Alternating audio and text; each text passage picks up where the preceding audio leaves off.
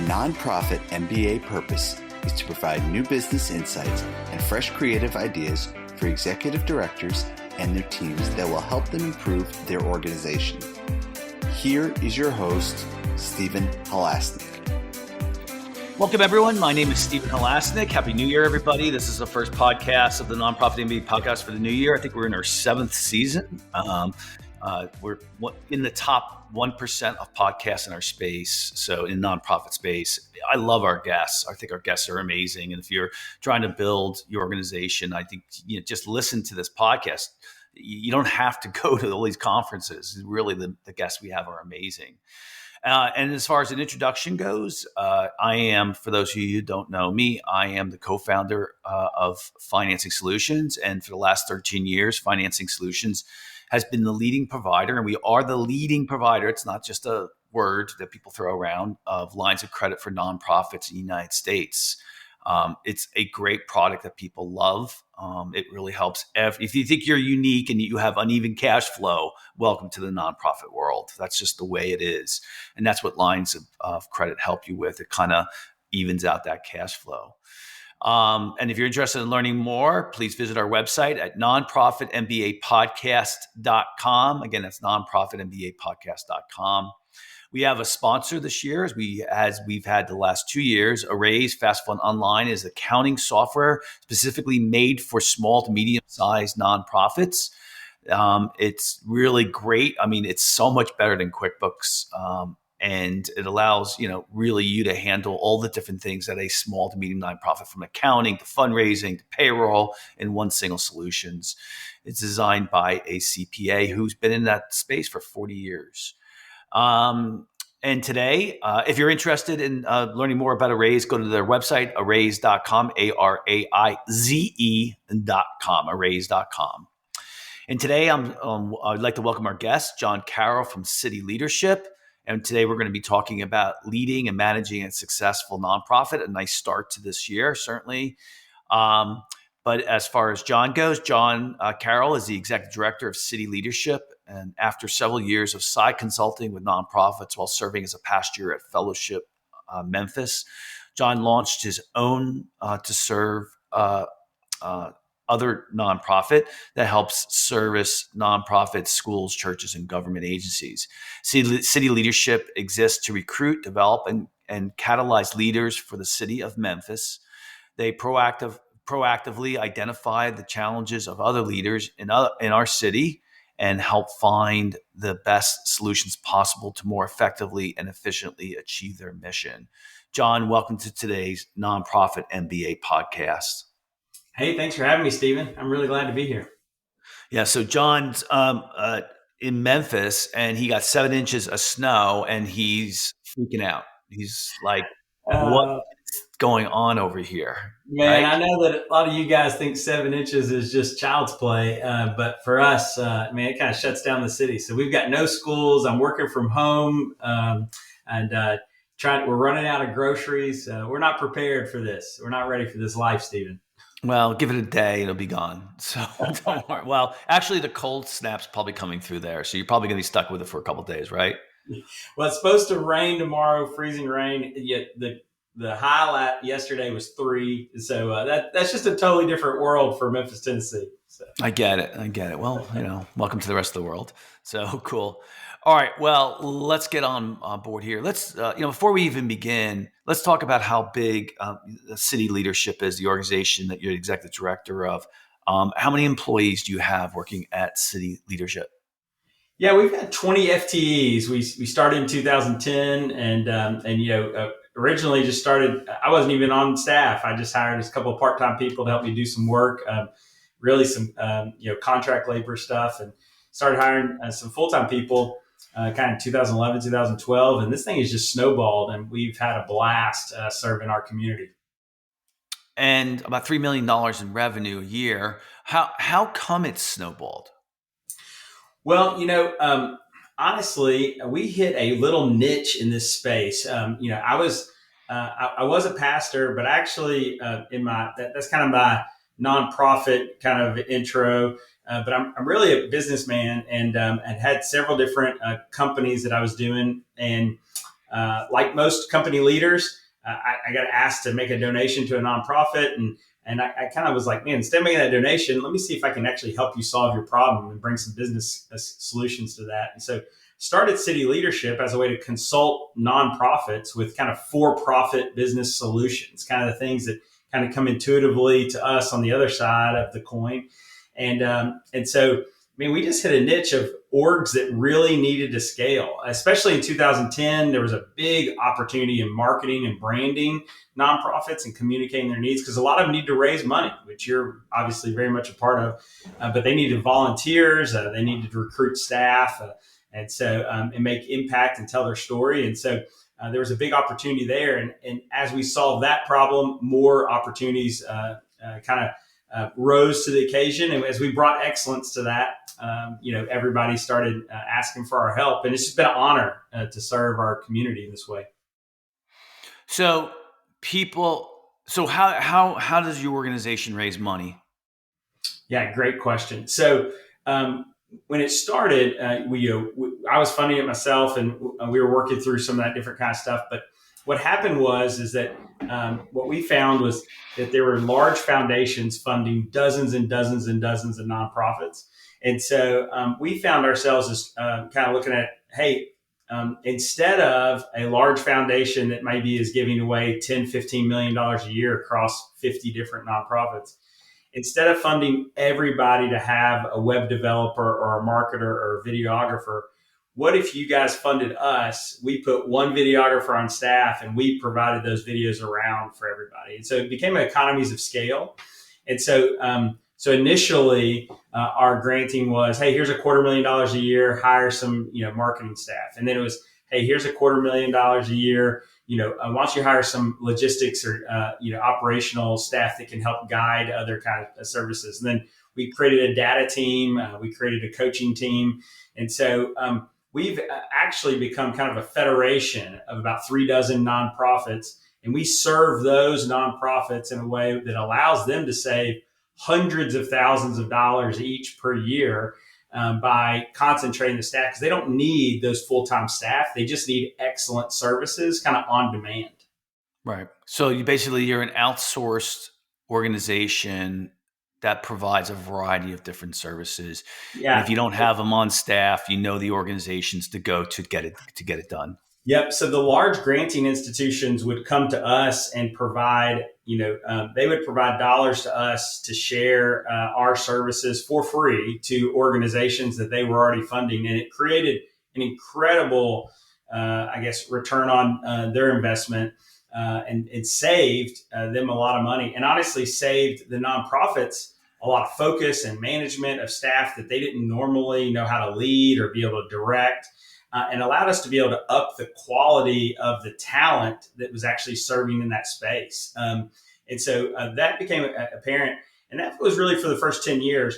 Over time, we've taken on some more services. And so we find ourselves, serving the city in a catalytic way that has now ended up being funded by some corporations, some state and federal dollars, and even the city and the county provide, $50,000 here, $75,000 there to continue and scale our work to be able to serve the city. Okay. So, today's podcast, of course, is about building a successful nonprofit. And I'm going to ask you first the three top things that you would recommend in building a successful nonprofit, and then we'll dive into some of those as well. So if you had to say, what are your top three, what are they? Man, I think number one on building a successful nonprofit is that you have a why for why you exist. So oftentimes, people come to me all the time wanting to start a nonprofit, or they've started a nonprofit and they're doing a what. They're providing some what to the community, and it's something that they think that needs to happen, but they don't really have a why that really comes back to the really core of it. Because the reality is that volunteer work is really revolves around the what, but trying to turn a volunteer work into a scalable organization that deals with all the operational stuff of a for-profit business, and all the IRS stuff, and all the HR issues, and all the finances and everything else. It's really, really complicated. And just because you care about doing a what doesn't mean that you have a core why that can really push you through all that complication and all that frustration that you're dealing with. And so, starting with the why, and then that'll fuel your how, and then that'll allow you to do that what over and over and over and over and over again. And so, that golden circle theory definitely matters. But, in our organization, what we say all the time is that, if you're going to have a great organization, everything rises and falls on leadership. And so, if you can have a big heart, you can have big compassion, but if you don't have leadership in the right seats, in that space, you are going to really, really struggle. And so you've got to have the why, you've got to have leadership. And then, as you build a team, if you're a nonprofit that's going to have a team and get out there, a lot of nonprofits are tiny, tiny, tiny. But those of us that have built organizations, and like our clients, we've got clients at everything from a dozen employees to, 400 employees. And as we work with those clients, if they don't have, we say trust equals efficiency. And you have got to, as a leadership culture, develop a entire trust in your system, that your people trust you, that they trust that their why is going to be able to make sure a lot of impactful what's over and over and over again. And that, as they build that trust internally, and as you build that trust with funders and your board, and trust with the people that you serve, that is the anchor point, of so much work. And as trust equals efficiency, when you're able to see efficient work happen over and over and over again, that creates the momentum that really allows you to build impact in a huge way. So the first one is know your why. Know your why. Right. What is the second of the three? That key leadership. Everything rises and falls on leadership. Okay. Is what we say in the office. And we're going to back through these in a second, in a little bit. But and the third one that you would say is one of the key ingredients? Trust equals efficiency. Yeah. So trust, you got to have your why, your leader, and your trust. Okay. So, you said you came from the business background as well. And from your experience, what have you seen in nonprofits that businesses know? That businesses know, that businesses are able to. Yeah. What is we're talking about executive directors here, but let's say the owner of the company, of a for-profit company. What is it that they do, that they know, that they instinctually do, that the nonprofits do not do very well? Yeah, great question. So here's what I'd say is, in a for-profit company, right or wrong or whatever, you get up every single day and you've got to figure out how you make money. You have to make money. And every day you don't make money, you cannot persist as an organization, right? And so then you have to be productive. And then when you're out there toiling, to make money, one of the things that ends up happening is that it pushes for better excellence, because you start thinking, as I'm working so hard, it needs to make more money, or I need to do something different. A lot of people give up on their companies all the time because they don't make money, right? And so they'll go find an easier way to be able to do it, because that's just their goal. At the end of the day, money is their goal, and everything else is just, a mousetrap trying to catch as much money as they can. And what ends up happening is they make their days more and more productive. Now, plenty of for-profit businesses are terrible. They're not productive. They go out of business, just like nonprofits that fail. But in the nonprofit world, there's something mystical about your mission instead of money. And what ends up happening is two things that are happening. One person's life gets impacted, and that is a big deal, right? But what ends up happening is that is enough to make you warm and fuzzy, make you feel, very grateful that you did that. Hey, at least we changed this one life. But what ends up not happening is that you don't really scale your resources about how do you change 1,000 people. And so, if I'm in a for-profit business, if I sell one widget and that's all I do all day long or all week long or all month long, I'm getting up every day going, I got to be able to sell 1,000 widgets next month to be able to make this thing make sense. In the nonprofit world, a lot of times you change one life one day, 1 week, 1 month, and you're like, oh man, it all made a difference. But I want the nonprofit leaders to wake up and go, why am I not changing 1,000 lives? Like, how can I impact 1,000 people? Like, how can you really scale it and be motivated? We always say that nonprofit leaders kind of a little bit, they're willing to say, I can get to that tomorrow. We'll make a difference tomorrow. We'll get to it, whatever. Whereas in the for-profit, it's like, it's got to happen today. And I want that energy to come over, into the nonprofit world in their impact. Well, let me read into a little bit about my own observation about what you said. Yes, sir. A for-profit business, 100% right. They are basically saying, if I don't make money, I can't stay in business. I can't employ the people I have. I can't service my customers. I can't, the number one priority is, how do I make money? The example you just gave me is how do a executive director says, how can I service the people or the cause that I'm trying to help? And that's completely different. That's like a business owner saying, how can I help my customers first? How can I help my customers? That's the most important thing. And that's not the way for-profit businesses work. If you do that type of thing, you are out of business.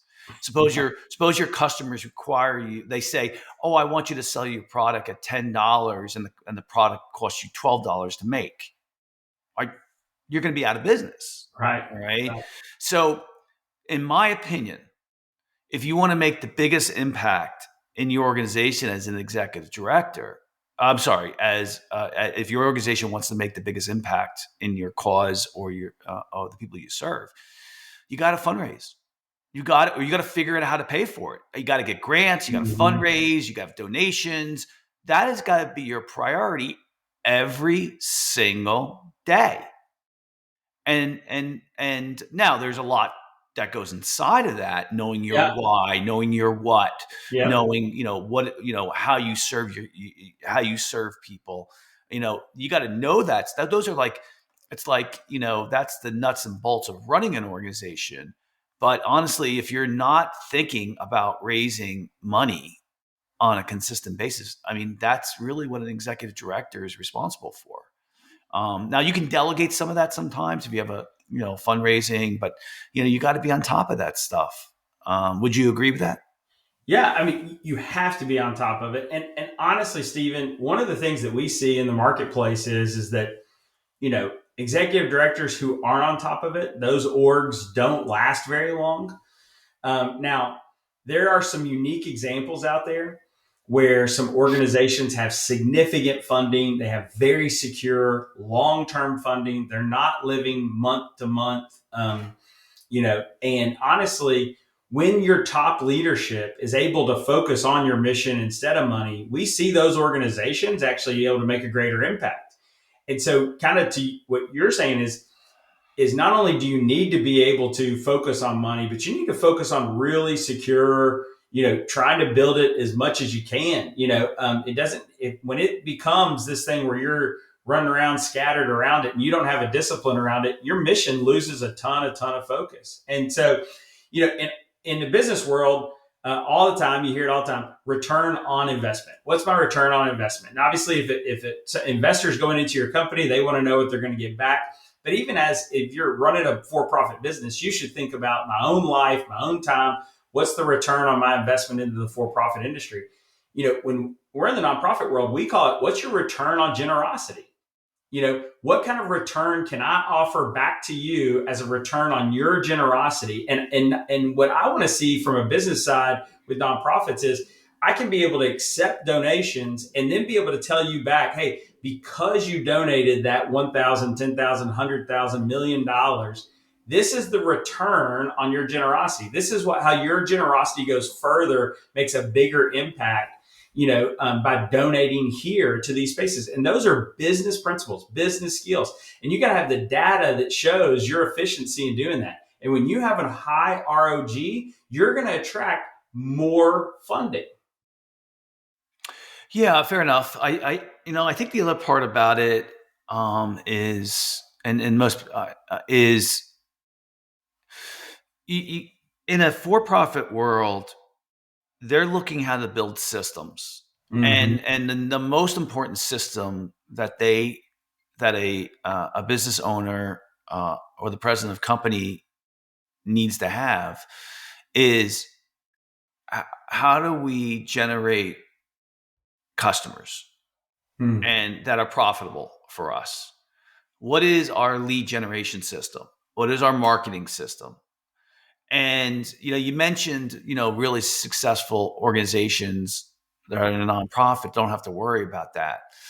Um, As I was saying, like that, saying like you worry about so much, you make it so yeah, no, strong. I think you're right. Listen, all the nonprofits that are listening today, they're under $15 million, right, in revenue. Okay, I think I think that where that really significantly applies is when you're dealing with a much bigger budget over 15 million, maybe 10 million. I think, but the difference there is you have to have your system in place. And let's go back to the original thing I said. For a nonprofit executive director, you have to spend a lot of your time in fundraising, regardless, and building a system. So let me just put it this way: regardless of who the executive director is, the person can just come in and you are still generating the same, if not more, money because you built a system of fundraising.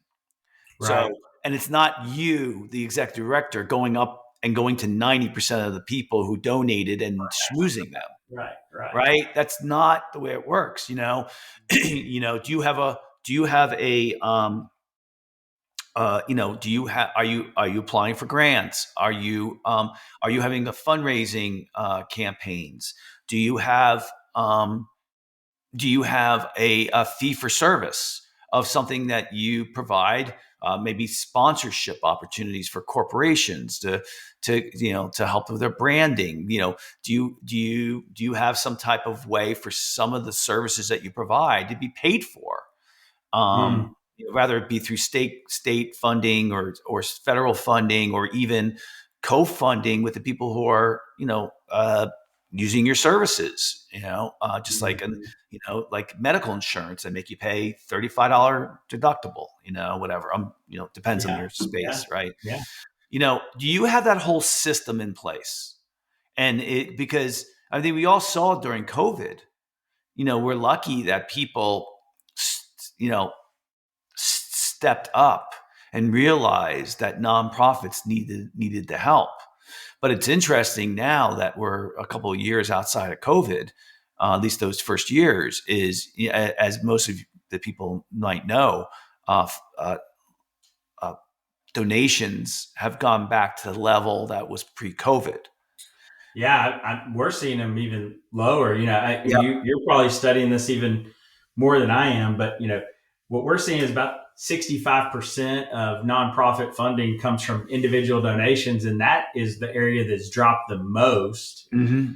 And obviously grants are down, foundations are down, state funding's all down 2-3%, but individual donations are down 11-12%. And that increase on obviously all the cost of living and all that kind of stuff really pinching.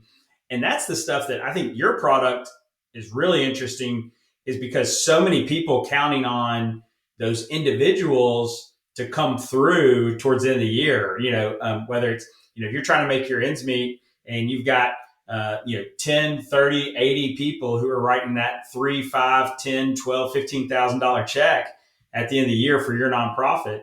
And when those when 10, 15, 20 of those less checks come in, and your nonprofit all of a sudden has a gap of 100, 200, $300,000 in a really predictable week, my guess would be is that your phone's ringing off the hook in January right now with people who are missing some, between Giving Tuesday and the end of the year, some real giving opportunities. And so grateful that your product's out there in the marketplace. What are you seeing on how that trend going to come back? Is the giving coming back? Is it down We forever? just haven't seen, in the 13 years we've been doing this, we haven't really seen a time of the year when it's just slow.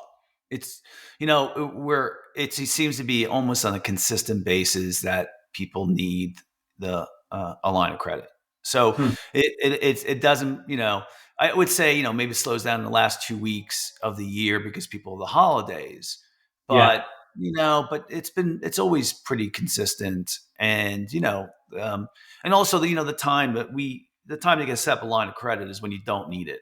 You kind Right. of get it, and most people think about the line of credit when they need it, and that's not really the way you set it up in advance, but not everybody is That's proactive that brilliant. way. Well, and But so especially like with grants falling through and different kind of stuff, because the bigger you get, I mean, we've got multiple clients. I mean, they've got 200, 300, 800, $750,000 grants. They're supposed to be coming in regularly. And all of a sudden, just one of those you've been counting on for years not come in at the right time. And not having that line of credit already set up, yeah, that's where you get pinched. so and let's go on to this idea that I have, like, you have experience both in the for-profit world and the nonprofit world. Yes, So sir. let's Yeah. say, one of your best friends calls you up and says, you know what, I have this nonprofit that's $1 million in revenue, and John, could you go in there as the executive director for a year, right? And and build it or fix it or something like that. Tell me some of the things that you would do.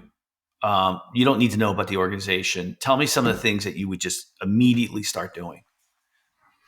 Man, I mean, I think immediately it would be is I'd meet with every board member and staff member, and I mean, like week one, I'd have in depth, because I'm trying to get caught up on where we at, how do we get here, all those kind of things. Try to figure out where the talent is, where are the people who are really into this, and where are the people who just kind of got hoodwinked into being on a board, that kind of stuff.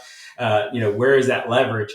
And and then immediately once I figure out who those people are and building trust with that kind of talent, I'm breaking down into, all right, here's who we are, here's what we've got to work with, and then I'm going to that COO, CFO, obviously in that first conversation, and being able to say, all right, what is our runtime? How much money do we have? To be able to operate as an organization, and where do those different fundings come in? Because if we don't have fuel for these people for this mission, it doesn't matter, right? And so, so there's no sense in trying to go out and be like trying to do that Oregon Trail, without any food in the wagon. It's like we're not leaving anywhere till this wagon's full of all the supplies. And so it'd be knowing where that is, and then knowing where those pit stops are along the way, and be able to predict, can we get from here to there, for our next fuel stop, or we're not going anywhere. We've got to control revenue expenses if we don't know where we're going to that next spot, into that space.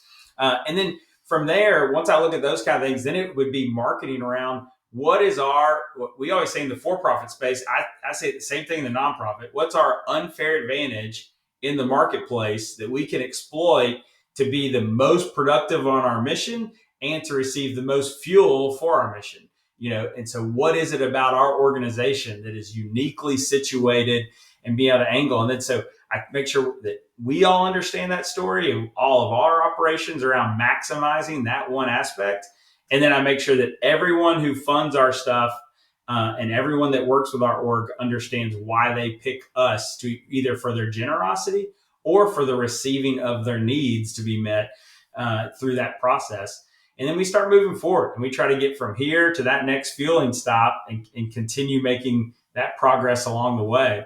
And then as we're doing that, we invite more people to participate, into that space. And, obviously I don't know anything about the org. Could involve, firing 5 people, or maybe there's revenue there and you hire 5 people. But it probably involves, changing some people out one way or the other. So after you've done that, you look at the revenue stream coming in. You talk to the people. You probably typically find out what the problems were. what was done in the past, what worked, what didn't work. You're doing all your legwork to kind of really understand things, to get a feel for the organization. Instinctually after that, and again, you're looking at you're running budgets and you're kind of running your cash flow analysis. You're seeing if you can afford to keep the people on board that you have, because you want to give yourself a runway, right? Right. You're basically saying, I need to give myself a runway to fix this ship, right? Mm-hmm. Yes. And so unfortunately, hard decisions need to be made. So then what do you think, and I go, this is a fictitious company, nonprofit, but what do you think is kind of your instincts? And we all put our own approach on it. Where do you think your next instincts would go to of where you put your time next? I think what I'm going to want to see is how are we measuring the impact of our inputs into this space? And so where's our data, that shows that we do a thing in our organization. We call it, we forecast and harvest our time. And so, just as in we think through all the money, we are very organized around how we think about our time. And so every week, at the end of the week, we turn in how we spent every minute of our week. And we look at where that balance is, how much was in administrative or direct contact or different kind of stuff. And then we forecast out, how we're going to spend our time over the next week, months, and whatever, because especially how many employees I have, that is a big, unique advantage of maximizing that team. And so I'm going to start adjusting and tweaking their forecast predicaments and be able to say, hey, you can only spend 8 hours a week on this, or you have to invest as a team. You three need to be able to spend 22 hours a week for the next 6 weeks doing this, and measuring how that input and actually impacts on that data. And then they're going, well, how do I do all these other things? And it's like, well, if we know all these other things, we're picking things to take out of your schedule. You're only doing 14 hours. Everybody's going to 22 hours. And that's where we start dialing the knobs in on time through different aspects of the work. And then we see what those results are. And we all get focused in and we bunker in and say, hey, we're going to try this for 6 weeks. We're going to try this for 6 days. We're going to try this for 6 months, whatever makes sense for that organization. And then as we dial that in, and then we're going to keep measuring those different pieces and keep pulling those levers, figure out what we can quit, figure out what we can increase, and be able to maximize the reality of that time. Because if we get better data that shows we're making an impact, we're going to get more momentum from the staff. We're going to be able to tell that story to other people from dollars standpoint of being able to say, hey, look, when we spend our time this way, we make this impact. You should invest on us. Here's your return on investment, right? Here's your return on generosity. And that's going to keep telling that story. It keeps the staff focused, keeps the staff productive, keeps them motivated, helps serve more clients, and helps, honestly, recruit more dollars and be able to tell that story for people to be able to be impacted. Yep.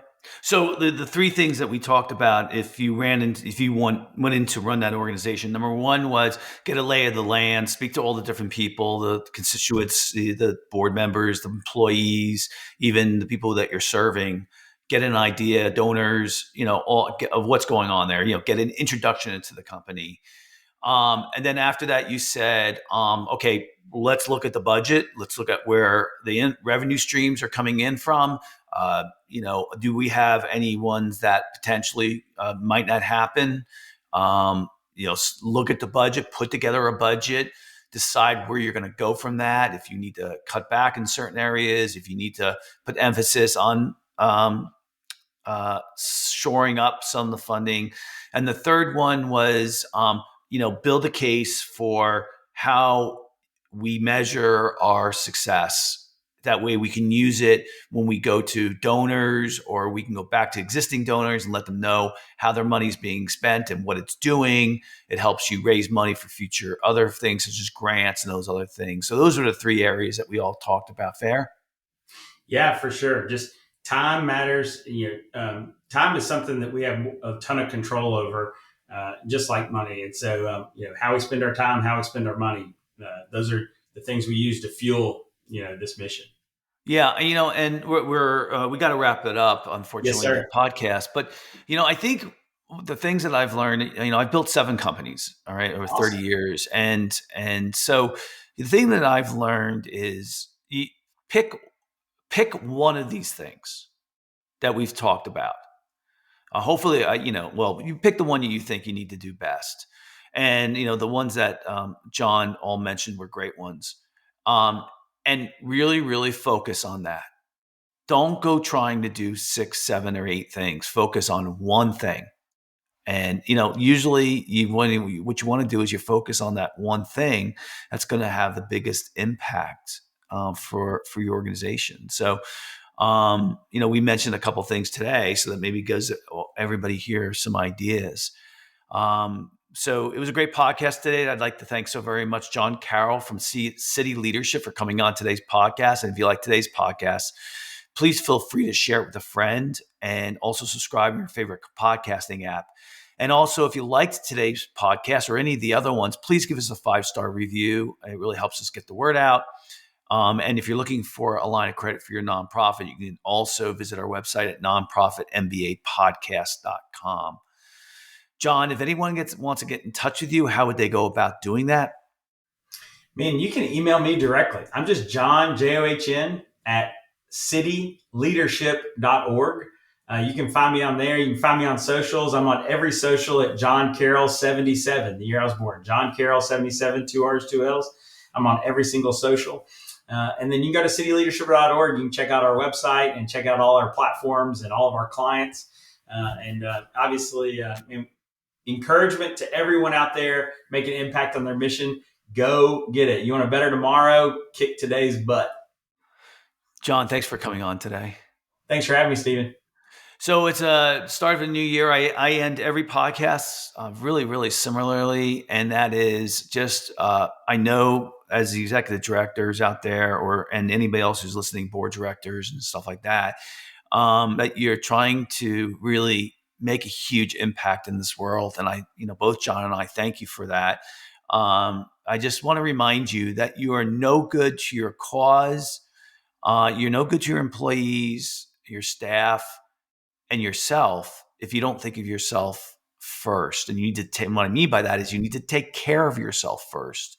You need to exercise. You need to eat right. You need to sleep. You need to take care of your family.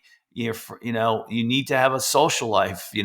These are all things that helps you to be a better leader at your organization. And let's face it, there's a lot of problems out there, and, solving them is a marathon. It's not a sprint.